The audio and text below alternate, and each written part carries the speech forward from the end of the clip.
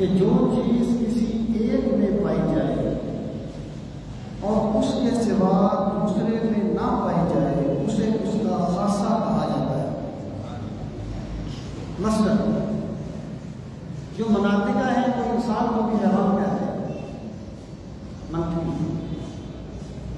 لیکن انسان کا خاصہ کیا ہے؟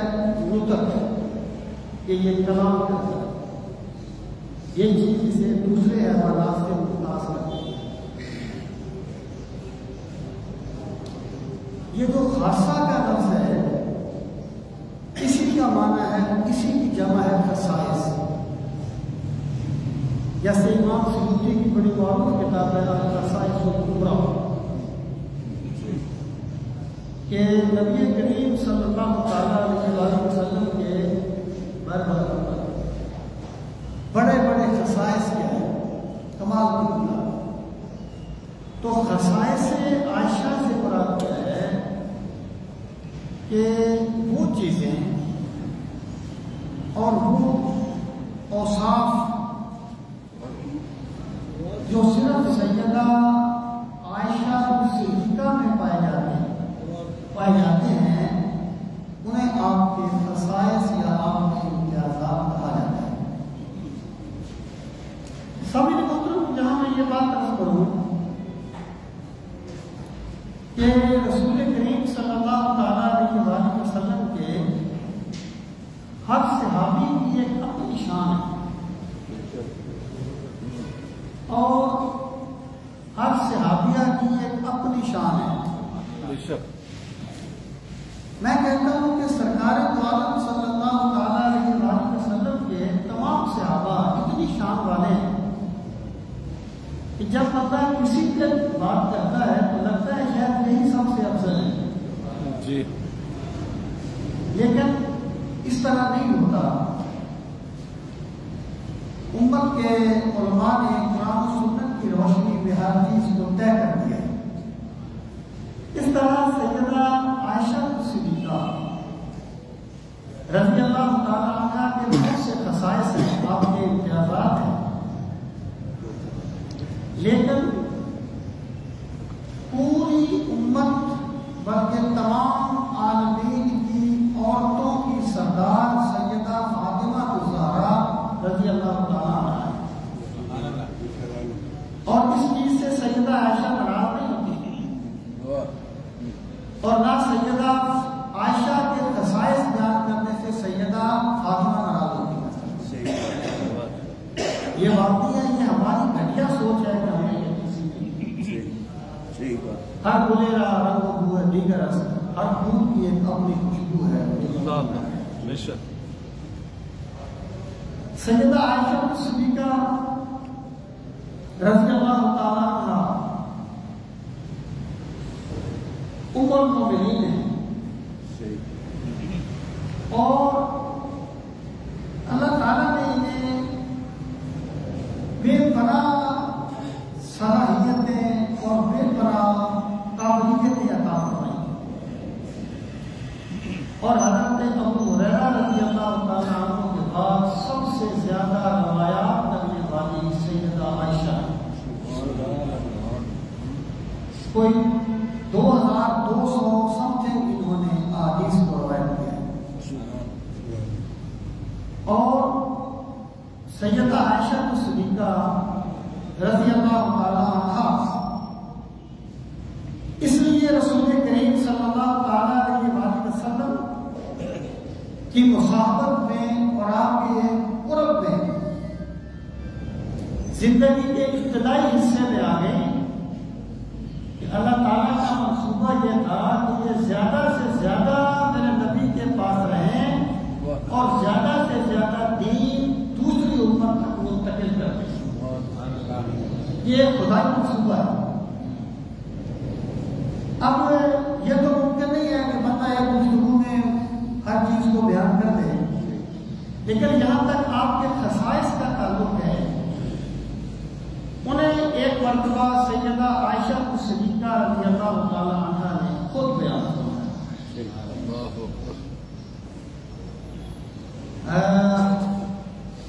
کہ عبداللہ بن عمیر قالت عائشہ کو لنساء النبی صلی اللہ علیہ وسلم، ایک مرتبہ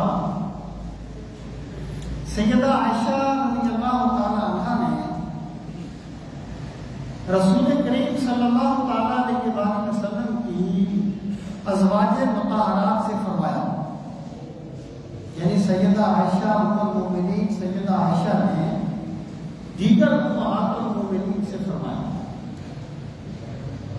فضلت علیکن بعشر، اللہ تعالیٰ نے مجھے تم سب پر 10 چیزوں میں فضیلت عطا فرمائی ہے، 10 چیزوں، اور یہ حسن نہیں ہوتا، یہ اجر اضافی ہوتا ہے، یعنی 10 سے بعد 10 نہیں ہے، 11 بھی ہو سکتی ہے، زیادہ بھی ہو سکتی ہے، انہوں نے 10 اہم چیزوں کا بیان کیا۔ یہاں یہ بات کہ سیدہ خدیجہ الکبریٰ رضی اللہ تعالیٰ عنہا سیدہ عائشہ صدیقہ رضی اللہ تعالیٰ عنہا سے افضل ہے، لیکن جن ازواج مطہرات سے آپ نے خطاب فرمایا ان میں سیدہ خدیجہ الکبریٰ رضی اللہ تعالیٰ عنہا موجود نہیں تھی، کیونکہ آپ کا وصال ہو چکا تھا، اور بعد میں سیدہ عائشہ جو ہے وہ سرکار کے نکاح میں۔ پھر آپ نے فرمایا علیکن، مجھے تم پر فضیلت دی گئی 10 چیزوں میں، یعنی یہ ازواج مطہرات کا ذکر ہے۔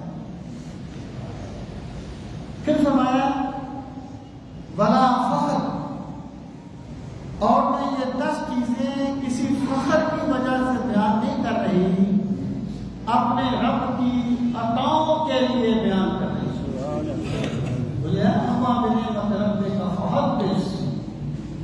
تیرے رب نے تجھے جو نعمتیں عطا فرمائی ہیں ان کا خود چرچا کیا کر۔ یہ تحدیث نعمت اور تکبر میں ایک بڑی باریک سا پردہ ہے ہوتا ہے، بڑا باریک سا پردہ ہے ہوتا ہے۔ جنہیں اللہ عظمت دے دیتا ہے وہ اپنے منہ سے تکبر کے لیے اپنی شان بیان نہیں کرتے، وہ اپنی شان بیان کرتے ہیں لیکن اپنے مولا کی عظمت بیان کرنے کے لیے، اس کی عطاؤں کا تذکرہ کرنے کے لیے کرتے ہیں۔ حضرت شیخ عبد القادر جیلانی رحمۃ اللہ تعالی فرماتے ہیں گیا پر وہ ابدیت کے مدارج کو ذکر کرتے ہیں اور وہاں فرماتے ہیں کہ اپنی خواہشات کو مار دے اور اپنے آپ کو اللہ تعالیٰ کی رضا پر قربان کر دے۔ جب تو اپنی خواہشات کو مار دے گا، اپنی تمناؤں کو مار دے گا اور اپنے آپ کو اللہ تعالیٰ کے سامنے سر تسلیم خم کر دے گا، تو پھر اللہ تعالیٰ تجھے ایک اور زندگی عطا فرمائے گا۔ پھر تو ایک چیز کی خواہش کرے گا لیکن اپنے نفس کی وجہ سے نہیں کرے گا، مولا کا حکم سمجھ کے کرے گا۔ مجھے ایک بات کہا تھا، اپنی دنیا آپ پیدا کر اگر زندوں میں ہے، یہ دوسری دنیا ہے کس طریقے سے پیدا ہوتی ہے۔ مثلا میں مثال دیتا ہوں، ایک انسان جو ہے وہ جبلی طور پر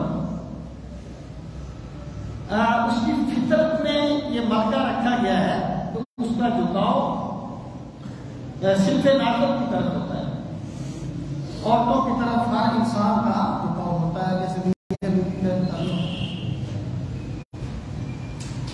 اب یہ جو جھکاؤ ہے نا، یا تو خواہش کی وجہ سے ہوگا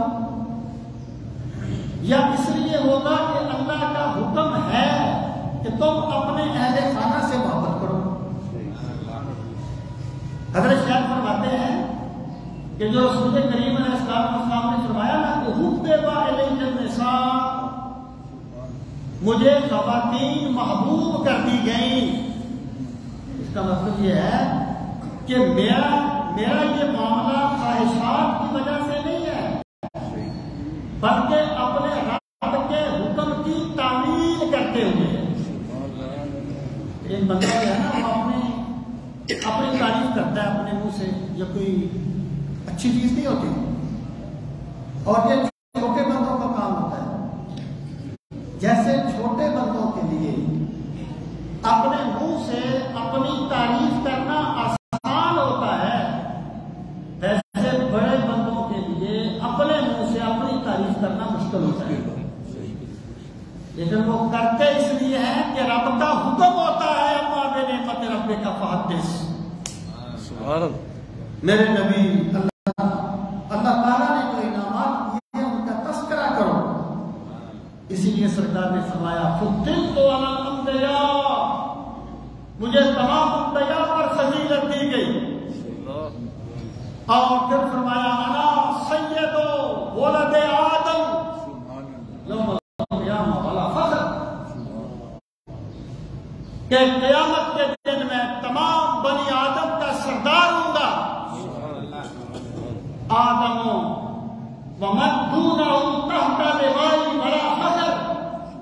قیامت کے دن حضرت آدم بھی میرے جھنڈے کے نیچے ہوں گے، تمام مخلوق میرے جھنڈے کے نیچے ہوگی.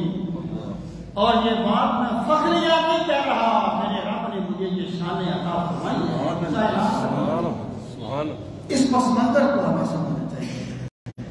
کیا فرماتی ہیں مجھے تم پر 10 چیزوں میں فضیلت دی گئی.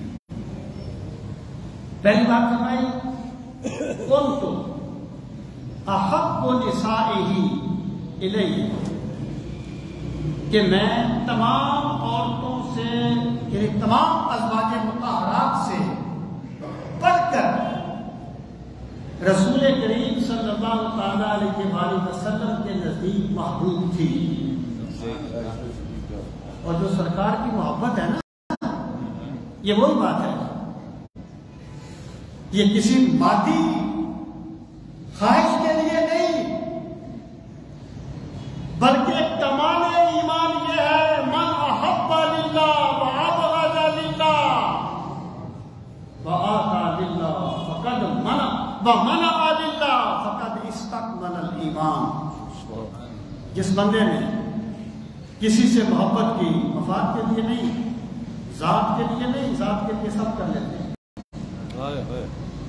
اپنی پسند کی وجہ سے نہیں، سب کر لیتے ہیں. جس نے کسی سے محبت کی اللہ کے لیے، ذات کو بیچ سے نکال دی. کسی سے دشمنی کی اللہ کے لیے، کسی کو کچھ دیا اللہ کے لیے، نہ دیا اللہ کے لیے.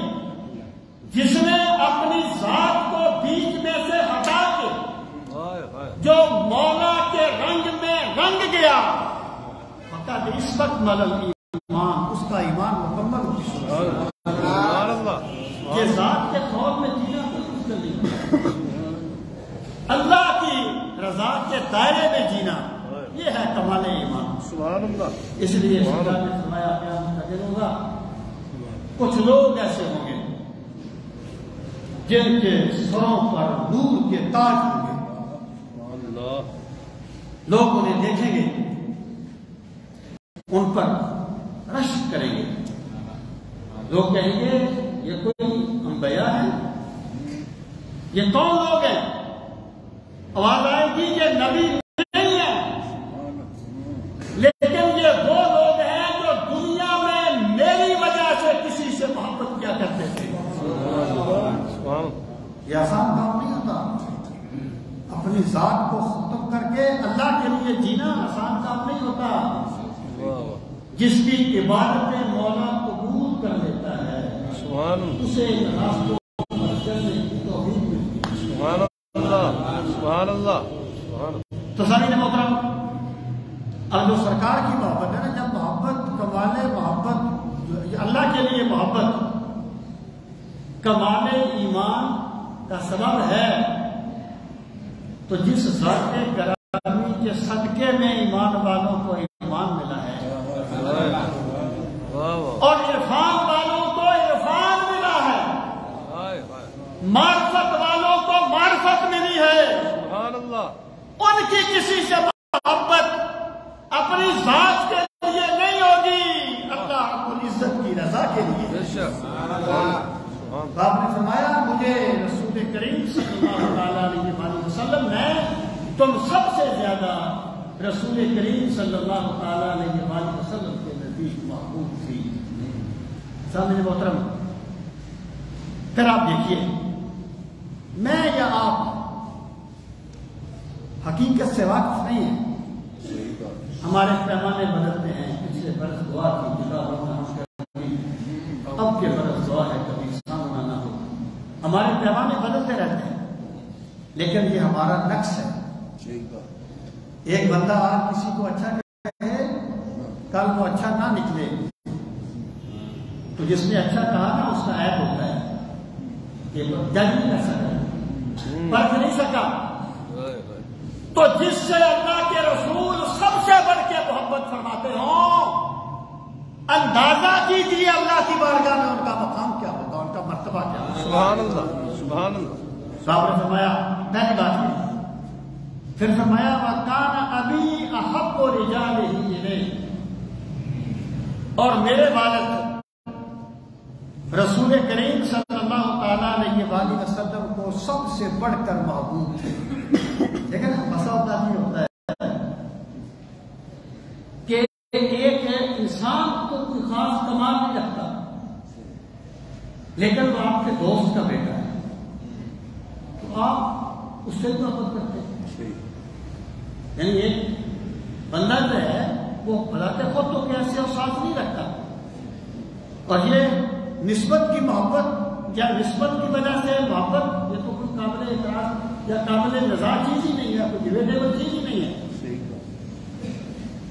تو آپ نے فرمایا کہ صرف یہی نہیں بلکہ میرے والد بھی رسول کریم صلی اللہ تعالیٰ علیہ وآلہ وسلم کے نزدیک سب سے بڑھ کر محبوب تھے. اور آپ اسے مبارکہ اس کا تذکرہ بھی ہے، یعنی آپ وہ جس کو کہتے ہیں نا کہ جزوی فضائل ان میں شمار کیجیے گا تو سب سے بڑھ کر محبوب تھے میرے والد. اس کا مطلب یہ ہے کہ لوگوں صرف میں ہی نبی الانبیاء صلی اللہ علیہ وسلم کے نزدیک محبوب نہیں، میرا خاندان ہی سرکار مدینہ کی محبتوں میں پلنے والا ہے. اور رسول کریم علیہ السلام نے فرمایا تھا جس نے بھی ہمارے ساتھ کوئی بھلائی کی ہم نے اس کا بدلہ دے دیا. ما قضى ابا بکر جو کافر اللہ به یوم القیامہ، مگر ابو بکر اس نے اسلام پر اتنے احسانات کیے ہیں کہ ان کا بدلہ انہیں قیامت کے دن اللہ ہی عطا فرمائے. ایک بات نے کہا تھا جس کا عمل ہے بے غرض اس کی جزا کچھ اور ہے، حور و خیام سے گزر وعدہ و نام. یہ دو باتیں ہو گئی. پھر آپ نے فرمایا وَابْتَكَرَنِي وَلَمْ يَبْتَكِرْ غَيْرِي. رسول کریم صلی اللہ تعالیٰ علیہ وآلہ وسلم نے جتنے بھی نکاح فرمائے وہ سارے کے سارے ان عورتوں سے تھے جن کے شوہر فوت ہو گئے تھے یا کسی وجہ سے وہ بیوہ ہوگی، ان میں جدائی ہوگی تھی کسی بھی وجہ سے. جو آپ کی ازواج مطہرات میں سے آپ کی ایک زوجہ محترمہ جو کمواری تھی وہ سیدہ عائشہ صدیقہ رضی اللہ تعالی عنہا تھی. سمجھے محترم، اب ذرا اس کے پس منظر میں آ جائے کہ یہ جو سیدہ عائشہ صدیقہ رضی اللہ تعالی عنہا سے سرکار کا نکاح ہوا تھا، یہ کوئی اتفاقی بات نہیں تھی، بلکہ یہ خدا کا منصوبہ تھا. اس کا سبب یہ بنا کہ جب سیدہ خدیجہ الکبریٰ رضی اللہ تعالی عنہ کا وصال ہوا تو رسول کریم صلی اللہ تعالی علیہ وسلم آپ پر ایک کرب کی کیفیت رہتی تھی. اتنی محبوب بیوی جس نے اسلام کے لیے اتنی قربانیاں دی اور جس نے ہر موقع پر رسول کریم علیہ السلام کے ساتھ تمام کی وفائیں ہیں. ان کے وصال کے بعد سرکار کی طبیعت پر بوجھ سا رہتا تھا، بچوں کے معاملات تھے، دعوت و ارشاد کے معاملات تھے، نہ جانے کیا کیا. تو حضرت عثمان بن مظعون کی بیوی حضرت خولہ بنت حکیم بڑی زینت صحابیہ تھی، سرکار کی بارگاہ میں آئی، کہنے لگی یا رسول اللہ صلی اللہ علیہ وسلم، میری عرض یہ ہے کہ آپ اور نکاح کر لیں۔ آپ نے فرمایا کس سے کروں؟ یعنی آپ کی عمر اس وقت 50 سال کی لگ بھگ تھی، 50 سال سے زیادہ۔ کس سے کروں؟ انہوں نے کہا اگر آپ کموالی سے نکاح کرنا چاہیں تو کموالی بھی اس پر ناش کرے گی، اگر آپ کسی بیوہ سے نکاح کرنا چاہیں تو وہ بھی اس پر ناش کرے گی۔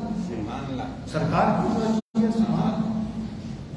آپ نے پوچھا کموالی کون ہے؟ انہوں نے کہا عائشہ بنت ابو بکر، عائشہ ابو بکر کی بیٹی۔ اور دوسری خاتون کون ہے جو یعنی بیوہ ہے؟ انہوں نے عرض کی حضرت سودا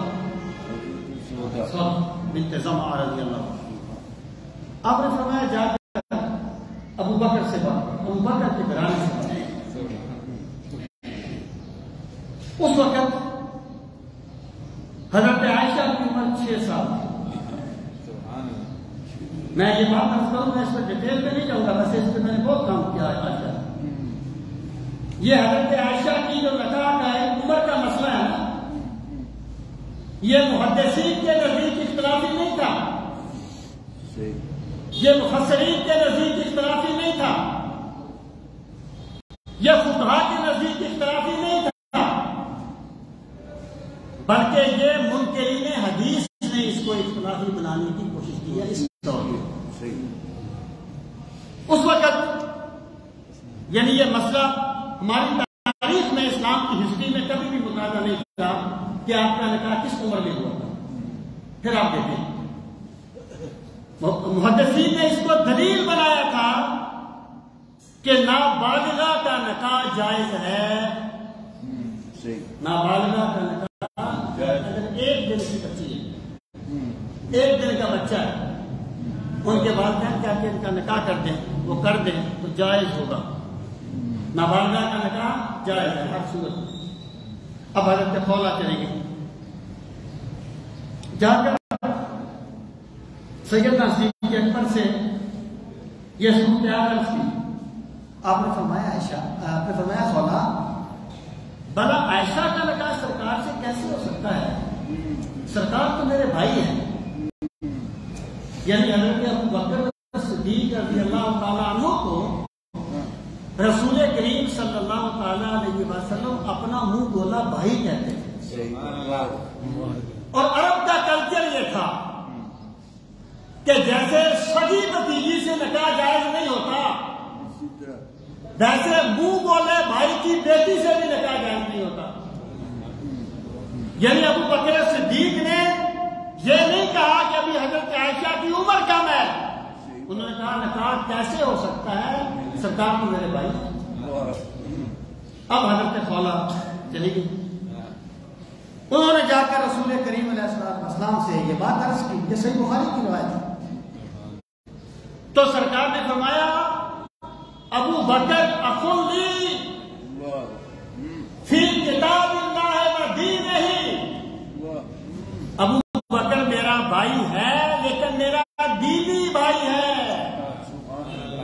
اللہ کی کتاب میں بھائی ہے۔ مراد کیا ہے کہ وہ جس میرا منہ بولا جس طریقے سے بھائی ہے، یہ رشتے ان رشتوں میں شرعی طور پر کوئی رکاوٹ نہیں ہوتے۔ اب آپ دیکھیں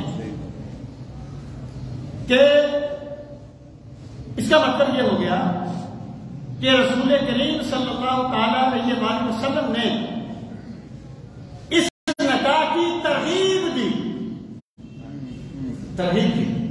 اور پھر حدیث مبارکہ میں آتا ہے کہ سرکار نے کئی موقع پر سیدہ عائشہ سے فرمایا کہ عائشہ تم میرے پاس ایک ریشم کے کپڑے میں لپیٹ کے لائی گئی، مطلب کیا ان کی شبیہ، اور جبریل نے مجھے کہا کہ ان سے کپڑا اٹھائیے یہ آپ کی بیوی ہے. جب میں نے کپڑا اٹھایا عائشہ تو وہ تم تھی اور میں نے کہا اگر یہ اللہ کی طرف سے ہے تو یہ معاملہ پورا ہو جائے گا. تو اس طریقے سے جب سیدہ عائشہ کی عمر 6 سال تھی، بعد میں 7 سال جو کہا ہے نا، وہ ایکچولی بات یہ ہے کہ جس طرح آج کل ایگزیکٹ دن ہے نا، مکی زندگی میں اس طرح نہیں تھی. اس میں تو وہ مہینوں میں کمی بیشی بھی کر دیتے تھے، تو کچھ مہینے زائد تھے. کسی نے زائد مہینوں کا اعتبار کرتے ہوئے 7 کہہ دیا، کسی نے ایگزیکٹ سال کا اعتبار کرتے ہوئے 6 کہہ دیا. 6 سال کی عمر میں سیدہ عائشہ رضی اللہ تعالی عنہا کا نکاح رسول کریم علیہ السلام سے ہو گیا. اور پھر آپ دیکھیے بڑا اس میں لوگ چھوڑ ڈالتے ہیں. مجھے بتائیے اگر اس میں اخلاقی طور پر، دینی طور پر تو سوال ہی نہیں، اخلاقی طور پر بھی کوئی باعث نزاع چیز ہوتی تو جو مشرک وہ باتیں بھی اعتراض میں کہتے تھے جو ہوتی نہیں تھی، وہ نہ اعتراض کرتے اس پر، وہ اعتراض نہ کرتے اس پر کہ یہ آپ نے کیا کر دیا. کسی نے بات نہیں کی. اس کا مطلب یہ تھا کہ یہ چیز نہ قانونی طور پر غلط تھی نہ اخلاقی طور پر غلط تھی. بیچ مسلم کا ہمارے لیے تو سوال ہی پیدا نہیں ہوتا، کوئی بات سوچے بھی. میں اس بات کا بھی اسے بات کر رہا ہوں. پھر سامنے محترم سیدہ عائشہ صدیقہ رضی اللہ تعالی عنہا، یہ بھی اللہ پاک کا ایک سسٹم ہوتا ہے. یہ تو ہوتی نا جس کو ہم خواجہ سرا کہتے ہیں، ان میں کوئی بندہ بھی کوئی بڑا کام نہیں کر سکتا. یعنی بدنی صلاحیتیں بھی ذہنی صلاحیتوں پر اثر انداز ہوتی ہیں، اثر انداز ہوتی ہیں. تو بعض افراد ایسے ہوتے ہیں کہ جس طرح وہ ذہنی قوا میں بے مثال ہوتے ہیں، اسی طرح وہ بدنی قوا میں بھی اللہ انہیں بے مثال صلاحیتیں دیتا ہے. محدثین نے کہا ہے کہ سیدہ عائشہ اس طریقے سے آپ نے وہ بلوغت کی یا جوانی کی منزلیں طے کی کہ شباباً حسنا، کہ بڑی عمدگی کے ساتھ آپ نے یہ سفر طے کیا بدن کے بڑا ہونے کا. یہ اللہ تعالیٰ کا کوئی خاص اہتمام تھا. اور جب آپ کی عمر مبارک 9 سال یا اس سے کچھ مہینے زائد ہوئی، اس وقت آپ بالغ ہو چکی تھی. دیکھیں فقہاء نے لکھا ہے، میں اس کو تھوڑی سی وضاحت کر دیتا ہوں. فقہاء نے لکھا ہے کہ اگر ایک بچی اس عمر پر پہنچ جائے اور میاں بیوی کا تعلق یا مقاربت کہ بدنی طور پر وہ اس کے قابل ہو جائے، بدنی طور پر اس کے قابل ہو جائے، اس میں صلاحیت ہو اور اس پر زیادتی نہ ہو کسی بھی پہلو سے، تو اس سے مقاربت ہونے میں نہ اخلاقی جرم ہے نہ قانونی جرم ہے. جو لوگ یہ پیتے ہیں کہ جناب امام بخاری نے یہ لکھ دیا، ایکچولی بات یہ نہیں ہے. تم امام بخاری کے بارے میں بدگمان کرنا چاہتے ہو سرکار کی امت کو. کہتے ہیں کہ وہ لفظ تو عشرہ تھا، 9 عشرہ تھا، 10 رہ گیا. یہ 6 عشرہ تھا، 10 رہ گیا. بس 6 اور 9 ہو گئے، جو 16 اور 19 ہے. وہ خدا کے بندو، جب محدثین باب ہی یہ قائم کرتے ہیں کہ نابالغہ کا نکاح جائز ہے، پھر یہ حدیث کہتے ہیں، تو اگر عمر 16 سال تھی تو بات قائم کرنے کا مقصد کیا تھا؟ کیا اس کی لاجک تھی؟ اصل میں بات یہ ہے، اگر وہ یہ ثابت کر دیا، جیسے ہمارے بھی بہت سے لوگ بڑی بولی بولتے ہیں، پتہ نہیں کیا ہو جاتا لوگوں کا آخری مسئلہ کہ جناب اس میں مستشرقین شامل ہو گئے وہ خدا کے بندو اگر تم ایک بات میں ثابت کر دو تو یہ کہتا ہے کہ لفظ رہ گیا یا دانستہ چھوڑ دیا. سبحان اللہ. سرکار پر ایک بہتان باندھا دانستہ استغفر اللہ. اگر تم اس طریقے سے حدیث مبارکہ سے تمہیں بدگمان کر دیا جائے گا تو مجھے بتاؤ تمہارے دین کا کیا بنے گا. تو سامعین محترم دیکھیں اللہ پاک نے قرآن مجید میں فرمایا واللہ لم یحیدنا. اگر ایک عورت کا نکاح ہو اور اسے حیض نہ آتا ہو، اس کی عدت 3 حیض ہے. ایک عورت کا 3 مہینے. ایک عورت کا نکاح ہو اسے حیض نہ آتا ہو، اس کی عدت کتنی ہے؟ 3 مہینے. اور یاد رکھنا اس کی عدت نہیں ہوتی جس کی رخصتی نہیں ہوتی. رخصتی نہیں بلکہ خلوت سیاح. خلوت سیاح وہ جہاں مقاربت کرنا ممکن ہوتا ہے. اب یہ الگ بات ہے اگر وہ اس قابل ہوگی تو ہوگی، مقاربت کرنا نہیں ہوگی یہ الگ بات ہے. لیکن اگر خلوت سیاح نہ ہو عدت نہیں ہوتی. تو قرآن نے کیا کہا؟ عدت ہوگی. اس کا مطلب کیا ہو گیا؟ قرآن کہتا ہے کہ نابالغہ کا نکاح بھی ہو سکتا ہے، رخصتی بھی ہو سکتی ہے. اب قرآن کے بارے میں کیا کہو گے جناب؟ پھر مجھے بتائیے، کہتے ہیں جی مستشرقین یہ کہتے ہیں تم یہ ثابت کر دو کہ نکاح کے وقت سیدہ عائشہ کی عمر 30 سال تھی، تو کیا مستشرقین مسلمان ہو جائیں گے؟ مجھے بتاؤ سیدہ عائشہ کا نکاح ہوا، رخصتی ہوئی. نہ سیدہ عائشہ کو اعتراض، نہ سیدہ عائشہ کے والدین کو اعتراض، نہ سیدہ عائشہ کے قبیلے کو اعتراض، نہ رسول کریم علیہ السلام کو اعتراض، نہ آپ کے قبیلے کو اعتراض، نہ پورے معاشرے کو اعتراض. تم کون ہوتے ہو اعتراض کرنے والے؟ اب کہاں گیا تمہارا آزادی رائے کا فلسفہ؟ تو میں یہ عرض کرنا چاہتا ہوں یہ وہی بات کہ اس میں کوئی خواہش نفسانی مقصود نہیں تھی. میرا رب یہ چاہتا تھا کہ عائشہ حرم نبوی میں جلدی پہنچ جائے تاکہ وہ مسائل جو عورتوں کے متعلق ہیں وہ امت تک پہنچانے کا اعلیٰ درجے پر اہتمام ہو جائے. تو سیدہ عائشہ نے اس کو اپنی فضیلت کے طور پر بیان کیا. فضیلت کے طور پر کہ سرکار نے مجھ سے نکاح کیا، صرف میں تھی کمواری جس سے نکاح کیا.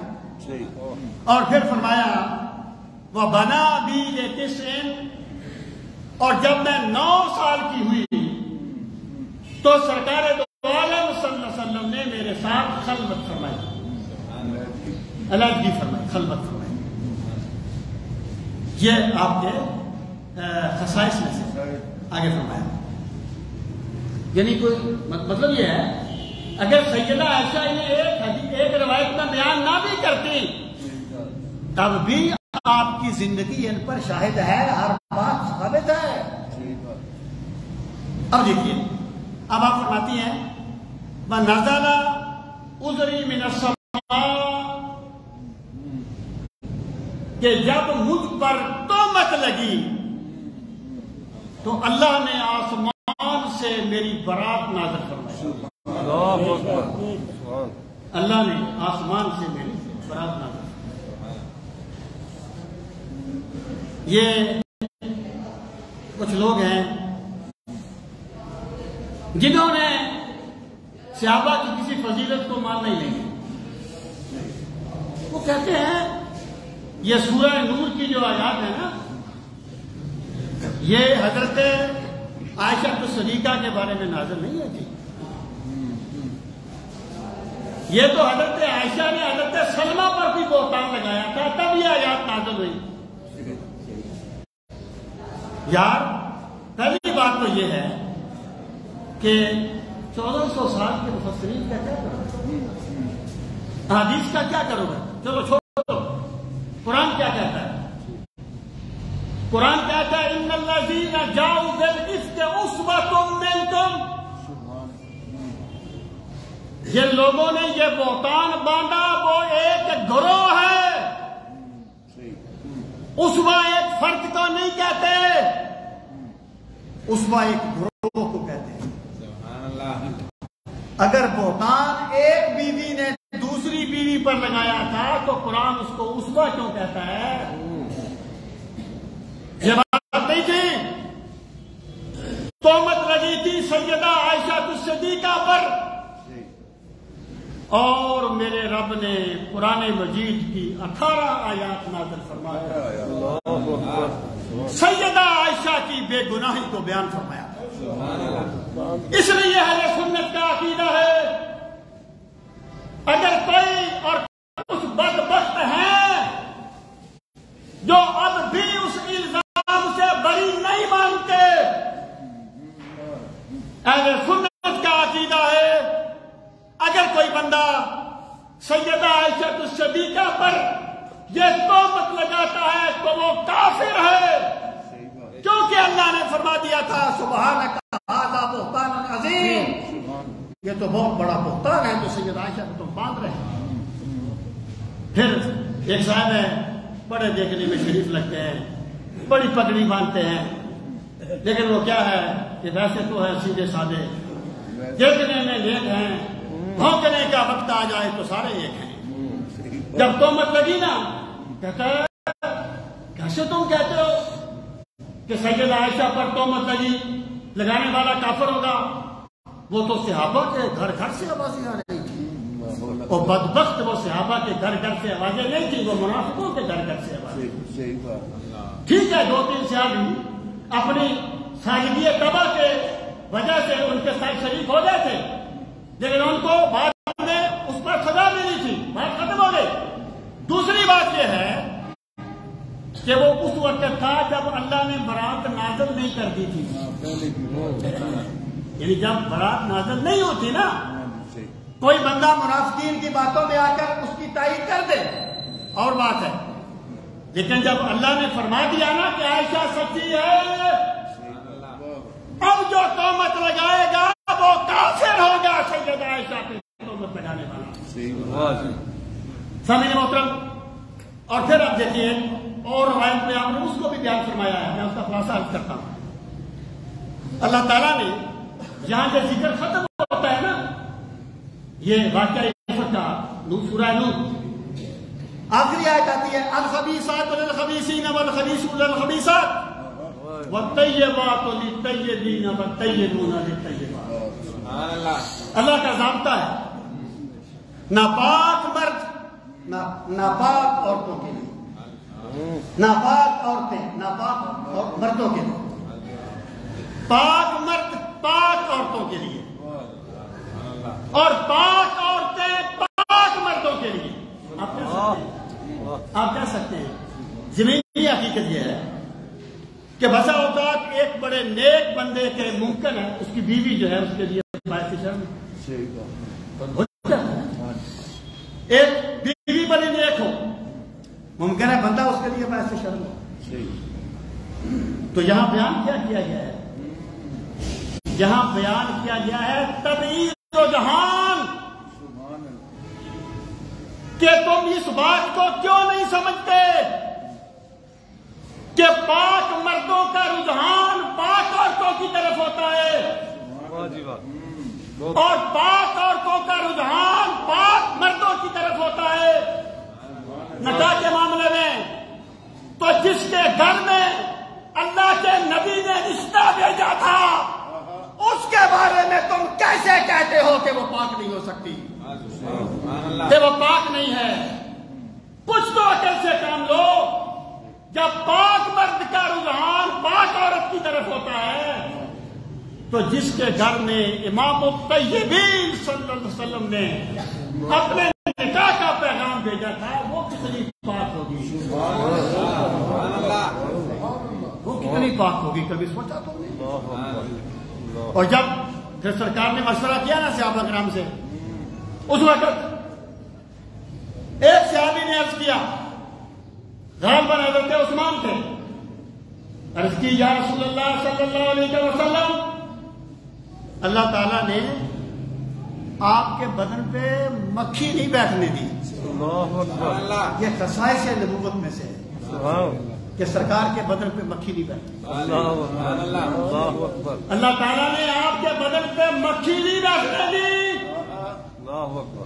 اللہ تعالیٰ نے آپ کا سایہ نہیں بنایا کہ کسی ناپاک کا اس پہ قدم نہ آ جائے. یا رسول اللہ، جو رب آپ کے سائے پہ کسی ناپاک کا قدم نہیں آنے دیتا، وہ آپ کے حرم میں ایسی عورت کیسے آنے دے گا جو پاک نہیں ہوگی. تو سیدہ عائشہ فرماتی ہیں میرے رب نے میری پاک دامنی کا حکم آسمانوں سے نازل فرمایا. یہ بھی سیدہ عائشہ کے خصائص میں سے کہ تہمت لگی اور اللہ تعالیٰ نے ان کی پاک دامنی کا حکم نازل فرمایا. پھر فرمایا وقت ختم ہو گیا. واستأذن النبی صلی اللہ علیہ وسلم نساءہ فی مرضہ، کہ جب سرکار بیمار ہوئے نا، اب ظاہر ہے آپ نے دن تقسیم کیے ہوئے تھے اور آپ سب سے زیادہ محبت سیدہ عائشہ سے فرماتے تھے. اب اس عالم میں ہر روز تقسیم کرنا بھی آپ کے لیے مشکل تھا، تو سرکار نے اپنی ازواج مطہرات سے اجازت طلب. یعنی یہ نہیں کہ بھائی بس میری طبیعت ٹھیک نہیں ہے، میں نہیں جا سکتا ہر روز، میں عائشہ کے گھر میں چلوں گا. نہیں، سرکار نے اجازت طلب کہ اگر تم اجازت دو تو میں عائشہ کے گھر میں رہ لوں، میری طبیعت ٹھیک نہیں ہے، میں اپنے یہ جو آخری ایام ہے حیات ظاہری کے یہ سیدہ عائشہ کے گھر میں گزارنا چاہتا ہوں. فقالا، آپ نے فرمایا انہو لا یشق علی الاختلاف بینکن فاذن لی ان اکون عند بعضکن. سرکار نے فرمایا کہ مجھے پتا ہے کہ تم میں اس بات میں اختلاف ہوگا کہ سرکار کس کے گھر میں تشریف فرما رہے ہیں. یعنی ظاہر ہے ہر زوجہ محترمہ چاہتی تھی کہ سرکار میرے گھر میں تشریف فرماؤ، ہر زوجہ محترمہ چاہتی تھی. آپ نے فرمایا تمہارے درمیان اختلاف ہوگا کہ میں کس کے گھر میں رہوں. فاذن لی، مجھے اجازت دے دیں، ان اکون عند بعضکن، کہ میں تم میں سے کسی ایک کے پاس رہوں. جب یہ آپ نے فرمایا نا، اگلا جملہ سنیے. فقالت ام سلمہ، حضرت ام سلمہ نے کہا قد عرفنا من تريد، آقا ہم جانتی ہیں آپ کن کے گھر میں رہنا چاہتے ہیں. اللہ اکبر. رک جائیے، اپنی ساری دلیلیں ایک طرف رکھیے.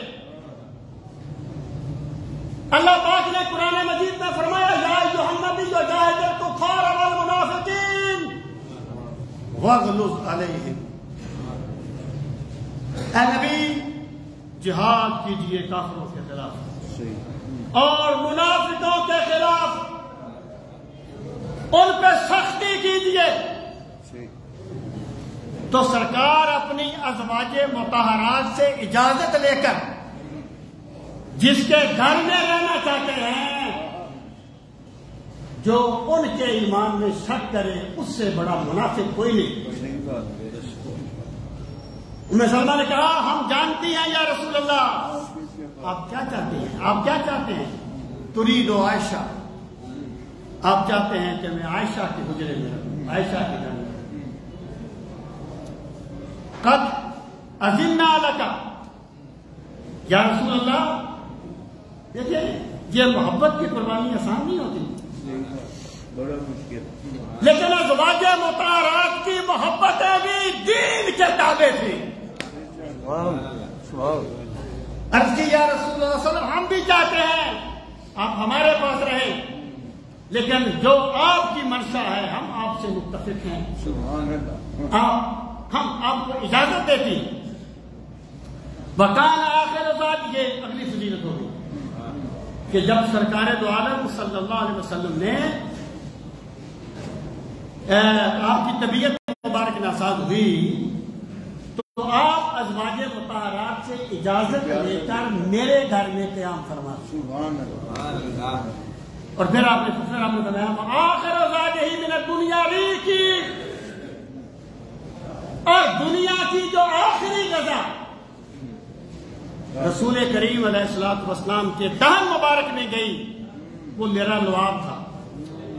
کیسے؟ فقال اتیا میں سواک، سرکار کے پاس مسواک لائی گئی۔ فقال، سرکار نے فرمایا ان کسی یا عائشہ، عائشہ اس کو چبا کے نرم کر دے۔ فنکس کو میں نے چبا کے مسواک کو نرم کر دیا۔ دست طیبہ میں تیرے ناکے کے پیچھے پیچھے دجیاں جیب و گرے باقی اڑاتے جاتے۔ دیکھیے سرکار کی خدمت ہے، میں نے چبا کے نرم کر دیا اس مسواک کو، پھر رسول کریم علیہ الصلوۃ والسلام نے وہی مسواک مبارک فرمائی۔ سیدہ عائشہ فرماتے ہیں یہ شرف بھی میرے رب نے مجھے عطا فرمایا۔ اور پھر اگلی بات فرمائی وَقُبِضَ بَيْنَ حَجَرِي وَنَهْرِي، کہ جب سرکار نے وصال فرمایا تو آپ کا سر مبارک میرے سینے اور میری گردن کے درمیان تھا۔ جب سرکار نے وصال فرمایا نا، آپ کا سر مبارک سیدہ عائشہ الصدیقہ رضی اللہ تعالی عنہا کی گود میں تھا۔ ایک مرتبہ ایک بندہ آیا حضرت علی المرتضیٰ رضی اللہ تعالیٰ عنہ کے پاس، اس نے حضرت عائشہ کے بارے میں کوئی عجیب سی بات کی۔